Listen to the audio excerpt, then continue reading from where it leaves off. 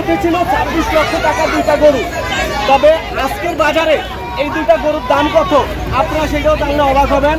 তো অনেকেই বলতেছে লায়লা মামুন, আবার এটার নাম দেওয়া হয়েছে রাজা আশরাফুল ভাই, পাবনা থেকে আগত 2025 সাল।